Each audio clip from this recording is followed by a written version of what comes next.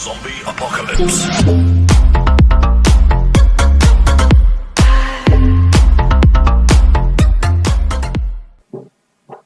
Yo, what is going on, guys?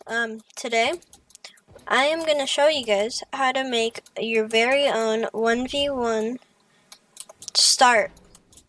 Kind of, sure, whatever. 1v1 6000, I don't care what you call it. It's a 1v1 starter that is really easy to build. You can use this for like different maps. So if you can do me a big favor, I would really like if you could subscribe and like the video if this helps you out a lot. So let's get started. So in depth, basically when you push the button, you'll have a certain amount of time until the barrier goes down.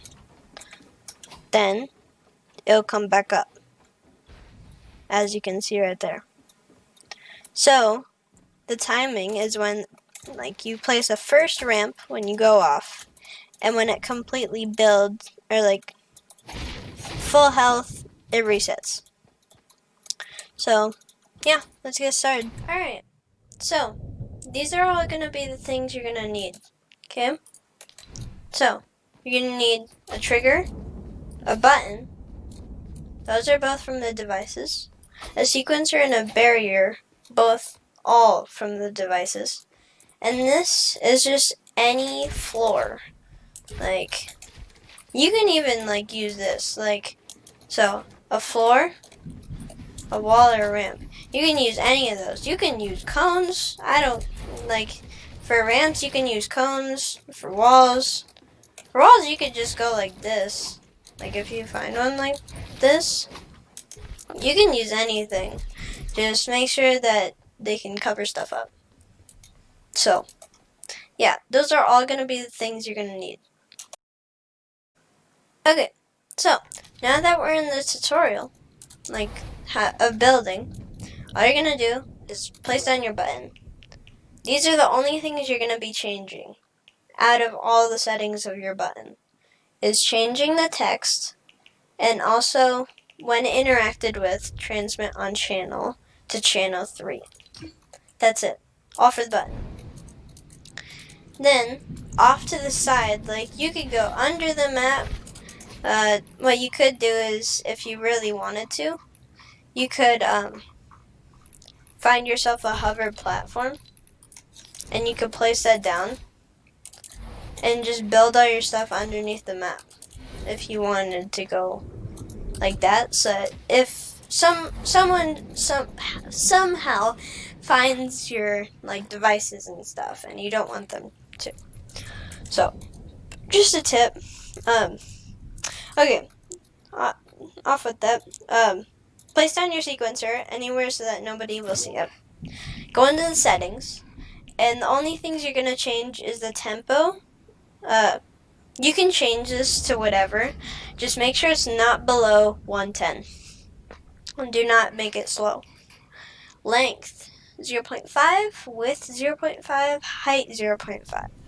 And start sequence from receiving from channel 3. Basically, when you hit the button, it'll start the sequence. When the sequence hits the trigger, the only things you're going to change in this trigger is trigger by player to off, trigger by vehicles to off. And the delay of 3 seconds, and the trigger sound is disabled. And one trigger transmit channel 1. So when that button is pushed, it'll start the sequence, hit the trigger, and then place down another sequencer. And the only things you're going to change from the settings is the tempo, cannot be lower than 110, the length the same, the width the same as the other one, and the height the same. Just start sequence and receive from channel 1 instead of channel 3. So, when you hit the button, it'll start the sequence, which will activate the trigger, which will start this sequence. Then, it'll hit this trigger. Trigger by player to off, trigger by vehicles to off. Delay, 5 seconds this time.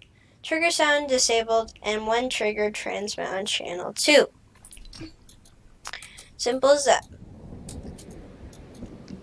Then, what you're going to want to do is you're going to want to place whatever, like you have. Just make sure that it's like this, okay? Make sure you have that. So, it's covering both, and a ramp and a ramp. Just make sure you don't put the walls on yet. I'll tell you why in a second. So, why you're not supposed to put those walls in is because you want to get into the settings of the barrier easier. So, underneath those floors, underneath the ramps, you're going to want to place a barrier. You can change the barrier style to whatever. Like, Nebula is a really cool one. It just like changes it into like a galaxy. But for now, I'm just going to be using blue force field. Enabled during game phase, or enabled during phase, is all. And these are the only settings you can change. Barrier width is 0.5. Sometimes when you place it in a weird way, it might like cut itself in the middle. So if it does that for you, change the barrier width to 1 and the barrier depth to 0.5. And enable when receiving from channel 2 and disable when receiving from channel 1. You're going to do then the same thing for this one. Okay? And that is pretty much it. It wasn't too hard, but it definitely wasn't easy. Okay? So I'm going to go ahead and start the game. We're going to test it.